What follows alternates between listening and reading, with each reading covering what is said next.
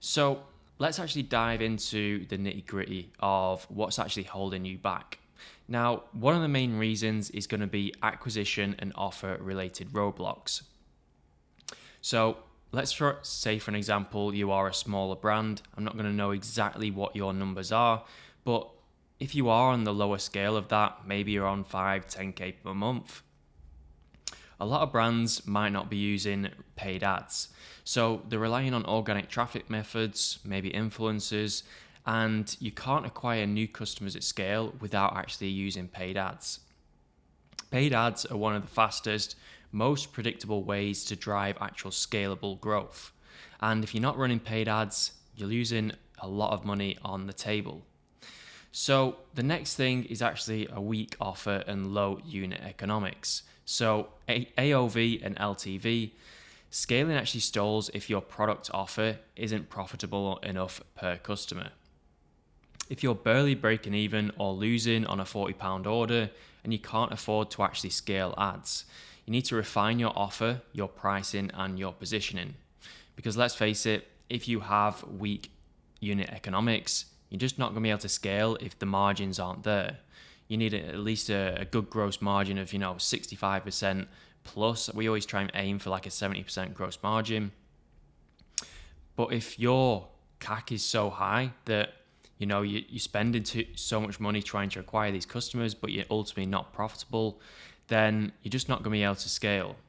So in this video, we're going to uncover that and break down all of these. So the next one is actually not understanding their target audience or offer. So what I mean by this is most brands are too vague with what they're actually selling. The messaging doesn't actually cut through and actually speak to the ideal customer. So let's take, for an example, a clothing brand, for an example. If you are a clothing brand, you just could be catering to the masses and there's no real sort of, brand identity. You're just trying to sell logos on t-shirts. It's going to be very hard for you to actually find your ideal target customer and really relate to them and get them to buy into your brand. So most brands are actually way too vague. The more specific you can be, the better chance of finding your ideal customer and actually relating to them. The next one is actually the omni-channel presence. But there's no point spreading yourself too thin if you're under 7 figures a year. At this stage, you just need less channels, one channel, and adding too many channels too early is just going to burn your time, your money, and attention. You want to focus on one channel per, say, 1 million in yearly revenue. If you focus on too many channels, you're just going to be spread way too thin and you're not actually mastering one channel. So the next one is lack of creative diversity, angles, and output. Most brands actually stall because most brands only run 1 to 2 creatives, they don't do much creative testing, and they're just chucking stuff at the wall and hoping it sticks. So if you're not consistently testing fresh new angles, fresh new creatives, your ads will fatigue very, very fast. And if you're not looking at the data which Facebook provides you, the data actually is going to tell you everything. And if you don't know how to read it and analyze your metrics, to actually make decisions, you've got a real major problem. And I bet right now, if you're blindly testing with no structure, no framework, and you don't really understand your data, you might just be looking at ROAS and that's it, then you're leaving a lot of money on the table and you're not able to understand where you might be going wrong. So the data is going to tell you everything. The number 3 is actually knowing your numbers, your unit economics.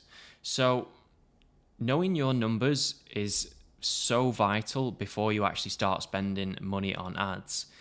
And you need to know your unit economics inside out. This means understanding your break-even CAC, your cost to acquire a customer, your target CPA, your cost per acquisition, and your true margins. So after product cost, shipping, fees, all these costs. And if you don't know these numbers, you're blindly scaling with no clue of actually how much you can spend to acquire new customers profitably. So until you know this, you're kind of like doing a guessing work. You're chucking stuff at the wall. You might not be knowing exactly how much you can spend. And the brands that actually break through know their numbers off by heart, and they know how much they can spend to acquire a customer. So to calculate the break-even CPA formula, it's the break-even CPA equals the average order value minus the cost of goods minus the operating costs. So for an example, if your average order value is £100, your product, your shipping, your fees total to £40, you have roughly £60 to left to spend on acquiring that customer. So that is your break-even CPA. Anything under that is profit, and anything over that, you're losing money. So the next real reason is insufficient creative testing and messaging. So what do I actually mean by this? Most people, especially brands stuck between the 50k, 200k per month, even higher, aren't running enough meaningful creative tests. And no, I'm not mentioning about, tweaking some certain colors or making minor adjustments to, image that's very surface level. I'm talking about testing new angles, new hooks, new messaging, and positioning that speaks to these different audiences. So for an example here, I've got a sauna pod. As you can see on the right hand side, I've just picked this out as a product.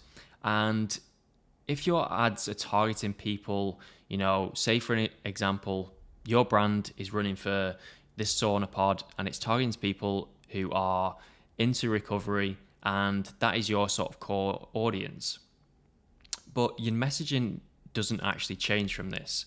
You're missing out on huge potential pockets of audiences that you may not have targeted, or they may not resonate with your ad. For an example, you've got a recovery section. Then you are targeting more health and wellness, or older women who care about longevity and health. Or maybe you have another audience that sort of targets, either weight loss, detox benefits of the sauna. These are separate pockets of audiences where if you change your messaging and change your ad, you can then appeal to that audience and not exclude it with your ad. So you can run the exact same creative asset, but all that needs to change is the messaging behind that, the positioning, and the audience to suddenly unlock entirely new audiences, high converting pockets of buyers who never actually responded to your original ad. And this works over and over again across multiple different products, multiple different niches. And if you're not testing angles like this, then you're not getting the most from your ads, and you're leaving a lot of money on the table.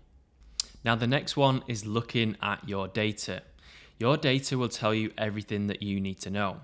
And if you can't actually analyze your data, then you're going to be leaving a lot of money on the table. Right from your click-through rate to your conversion rate, the numbers never actually lie. But a lot of people get too caught up obsessing over conversion rates, then it doesn't actually really matter too much if you are profitable. Focus on profitability first, focus on the bottom line, and if you're struggling to actually generate sales, here's what the formula might be actually telling you. So if you have a low click-through rate and high cost per click, the possible issue is poor ads or weak product. Now, a low click-through rate means that your users aren't engaging with your ad. So this can come down to poor creative, irrelevant targeting, or just a bad product in general.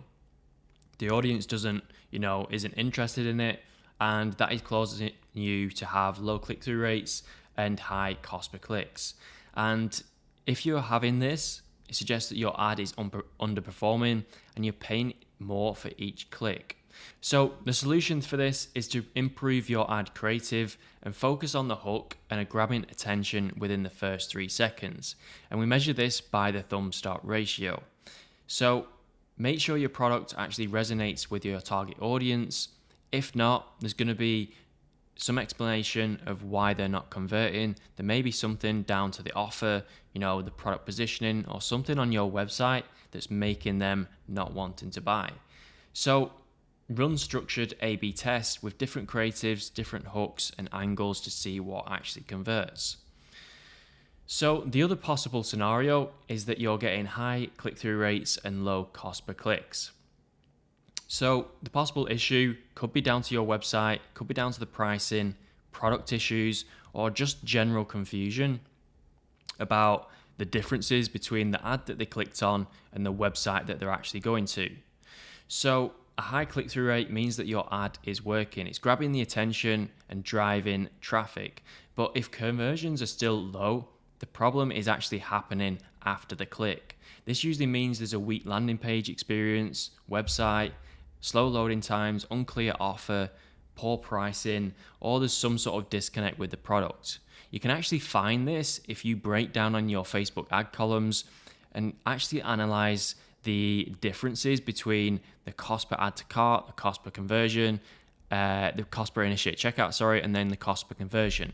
If there is some high imbalances in there, then you know that one of these might be the issue. Whether it's going to checkout, you may have something, that's not working on there, or there's something that's, putting people off, whether it's shipping prices. Usually you can figure this out by looking at the data, and data will never actually lie. So the solution for this is optimize your website for speed, clarity, and user experience. Review your offer, your pricing, and your product positioning.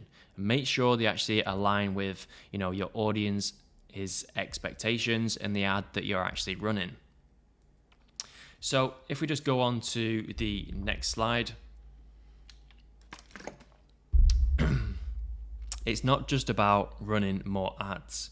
So that's where a lot of brands actually get stuck. And if you're stuck, scaling isn't simply about throwing more budget at the problem. It's about fixing these foundations first. So number one, look at your core offers. Is it actually irresistible? Are you relying on weak offers or average margins? Like we mentioned before with the unit economics, you can't scale with bad margins. And if there's a disconnect between, the offer that people actually want versus, the offer that you're giving them, then it's just not going to work. If it's not working, how can you actually increase the LTV and AOV of that order? If you do have low margins, figure out exactly how you can get that customer coming back, or how you can bump up that margin with selling more products, whether that's upsells, whether that's post-purchase upsells. There's loads of different stuff that you can do that are going to greatly impact your results and your profitability. You might just be breaking even at this moment in time, but one of these changes just sends it over the edge where, you might be profitable on the upsell, on the repeat purchase. So looking at this and looking at your numbers is going to tell you exactly this. So the data is going to tell you, you just need to know how to actually read it. So the next one is actually learning how to craft an ad. Most brands just throw content and hope that it sticks. Yet there's a huge difference between, your brand content and actually direct response ads.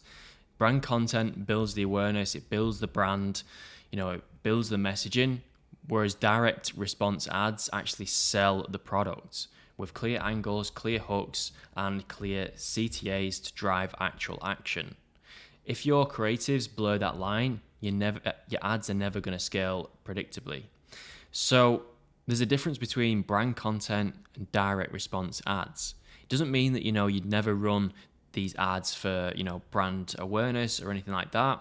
But it just means that there's a difference between crafting a good ad versus brand content. And a lot of brands that start out just seem to, slap product pictures or pictures that they've got from a shoot for the brand and just hope that it works. Whereas, you need to really look at how you're actually crafting this ad. So the next one is if you're above £1 million per year, then actually looking at the omni-channel diversification.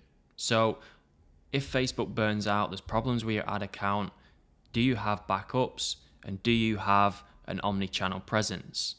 Do you have ads running on TikTok, on Google, YouTube? And this is going to help actually spread the risk. So if one channel goes down or if one channel is underperforming, then you have all of these different channels that actually work in conjunction with each other and help actually drive these results. So the next one is actually retention-driven acquisition. So how much you can spend to acquire a customer when your LTV is dialed in. So this basically means that looking at your LTV and understanding how many times that customer comes back and buys from you within, say, a 12-month period. And understanding if you have the margins there to actually scale. And let's say, for an example, you're breaking even on first order, but you understand that that customer, you may be running a subscription product. That customer is coming back over and over again. Say, for an example, the minimum, average minimum amount of times they're going to spend is probably, maybe 3 times. Then you understand that you're going to recoup that money back on second order, on third order profitability. So more ad spend isn't just the solution when it's not working. It's understanding and actually looking at your systems and looking at your numbers to actually understand how you can actually scale. So I can guarantee that if you are stuck between the 5K and 200K per month, you have an acquisition problem. However, you can't scale without systems and processes in place. It just fundamentally isn't going to work, and something is going to break along the way. So let's actually dive into some systems and processes. So if you are a sort of on the lower end, maybe you're doing, 50K per month, maybe you're doing maybe a little bit more. A one-person show can only grow so far before you actually start hitting a ceiling. In the early days, you're wearing every hat from the marketing, the customer service, the fulfillment, the product development, all to save costs, but there comes a point where you become the sort of bottleneck of that business. You're doing everything from all of these different things, and you spread so thin that you can't ultimately do one thing well. And this is where you need to actually start looking to outsource and build a team, even if you don't feel ready. This is one of the most important things, is that the smart founders hire into the role before it actually breaks them, not after. And any task that doesn't actually directly drive growth or sales that you do and takes a lot of your time needs to be outsourced. So if we think about the customer support, hiring VAs to do that early on, that should be one of your first tasks. Get rid of customer support, set in place, SOPs, and actually give them a framework to actually follow. So whether this is packing orders, fulfillment, admin, operational tasks, the more you stay buried in that day-to-day, the longer you are going to get stuck, because you're not going to have enough time to focus on the brand, to focus on products, to focus on, the main thing, the acquisition channels like running paid ads. And the more you focus on your time on scaling activities, the faster your brand is going to grow. So I always come up with this, and many other people in the e-commerce space use this sort of rule of thumb, and it's 1 to 2 people per $1 million in revenue generated. So if you are at that sort of mark, you should have maybe a couple people on your team. And if you are, below that, you're just going to have VAs for, outsourcing the customer service, getting all that done and making sure your time isn't spent on, low revenue generating tasks. So let's actually jump on to the next one. So this is something which I missed when I sort of started hiring, and it comes from actually experience and knowing actually why you should do this. So successful founders document their SOPs and processes. So for onboarding new hires or VAs, just having simple processes that they can follow and not having all of your time spent, analyzing, feeling like you never have enough time to talk through everything that they're doing. They're always coming back to you and asking questions. It's because you haven't done this task well. And if you have all these SOPs and processes in place, just like you are starting again from scratch and you are telling yourself how to do it, make sure to document this. And when someone comes on your team, you can then hand the playbook to them so that they can go out and refer back to it if they need to. And then if something, seriously happens that's outside of that, then they can come to you. But having this all documented, whether you do it on, a Loom video or, you have a PDF sort of thing, a guide, having that in place is going to massively help you and massively set the expectations of when someone actually, is hired or one of your VAs is.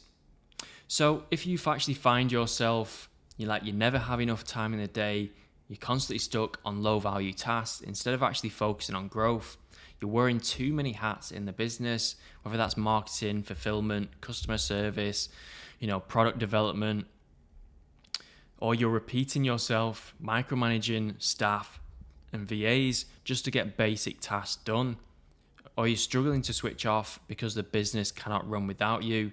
There's all these different points. That means that the chances are you need to hire or implement some better systems and SOPs. So the brands that actually scale past this point, you can't just hustle out of this. They build structure so that the business runs without them. So you don't want to be glued to every single task. Otherwise, you're going to be tied into that. You're never going to have any time to actually focus on, developing products, pushing the brand forward, focusing on brand identity, and all these different things that actually play a key role. So the next one is what most people don't really talk about. And the one thing is cash flow. So rapid growth is going to suck up your cash. There's no way around this. Many brands hit this wall, not because they can't sell, but because they can't financially facilitate the next stage of scale.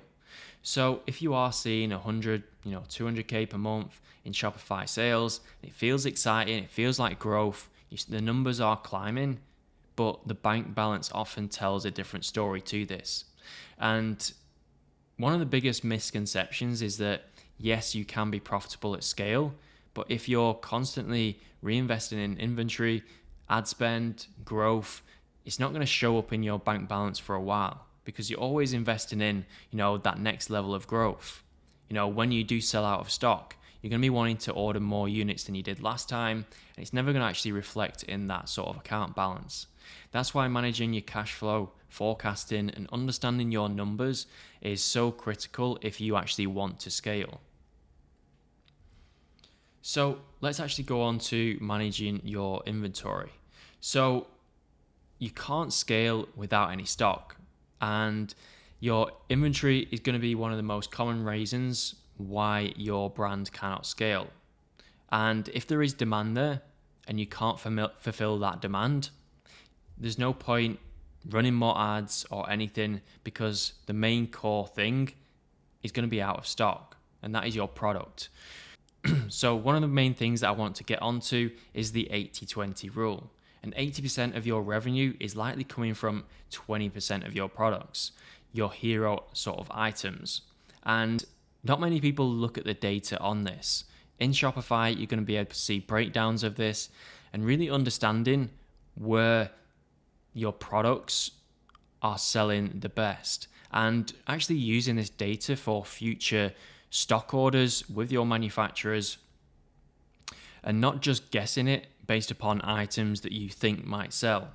So this means prioritizing, your stock for your best sellers, avoiding sinking cash into, unproven products or dead stock. That way you have all these numbers to hand and you know exactly which ones are driving the growth. Even when it comes to like fashion brands, this 80-20 rule is going to remain, the same. And if you start ordering items based upon what you think might sell, you're not actually looking at the numbers. It's one of the quickest ways to ruin your brand, because your target customer might want one item versus you're coming out with, multiple different items that you think might sell, but you have no data to actually prove that. So this doesn't mean that you don't stop bringing out new items. It means keeping in your core products all in stock all of the time, because that is going to drive most of your revenue. The 20% is going to be, the new products that come out that generate more interest and generate that newness within your brand. So keeping lean on slow movers, be aggressive on what actually drives these sales. And the last thing that you want is cash tied up in dead stock that you cannot shift, because you'll be discounting items and it's going to devalue your brand. So that's one of the worst things that can happen. So the next slide is the lack of back-end revenue, so weak retention. If you're only relying on new customers, your business is very fragile. So scaling becomes super expensive, unpredictable, and stressful when you constantly have to chase new customers and hit your revenue targets. The brands that break past the 200K per month don't just acquire customers, they build systems that turn buyers into repeat, loyal customers who stick around for life. So if your brand has a low LTV, meaning that customers only buy once, you've got a serious growth problem here. The best and most scalable brands are built on retention. So products with high LTV, subscriptions, all these help build the brand, because LTV fuels scale, and without it, the paid acquisition that you're using, your margin is going to be squeezed and you're always going to be fighting for that new customer. Whereas once you acquire one customer, you build that, customer for life. They're going to repeat buy whether you have, new SKUs, whether it's subscription, over and over again. And that is basically like free money. So let's actually dive onto the next slide, which is sort of the formula for this. And if you don't know this ratio, make sure you jot this down for your business. It helps you understand your LTV to CAC ratio. Lifetime value, sometimes referred to as customer lifetime value, is the average revenue from a single customer predicted to actually generate over a duration of their account. So customer acquisition cost, CAC, is the average expense of gaining a single customer. So the ratio of actually lifetime value to customer acquisition cost helps you determine how much you should be spending to acquire a customer. Calculating this ratio will show you if you're spending too much or if you're missing opportunities and not spending enough on retention and actually acquiring these customers. So let's actually dive into this into more detail. So a healthy actual benchmark for this is aiming for a 3-to-1 or higher. For an example, if you, let's say the LTV is £200, the CAC is £20, and if you go with £200 divided by 20, it's a 10-to-1 ratio, meaning that for every £1 you spend to acquire a customer, you generate an additional £10 in revenue over that customer's lifetime. And it's understanding how brands can use this to actually calculate whether they're profitable on first order, second order, or third order, and understanding that the average customer might stay for 3 months or buy 3 times over the lifetime. It's understanding how much you can then spend on acquisition platforms like Facebook to acquire a new customer and still remain profitable. So again, this is going to be for, do this even if you don't have a big budget. But again, if you are breaking even on first purchase with the understanding that you're making money on second and third, then these are going to be brands that have a bit more money to play with. But it's also key to understanding, how many times a customer is going to come back to your business.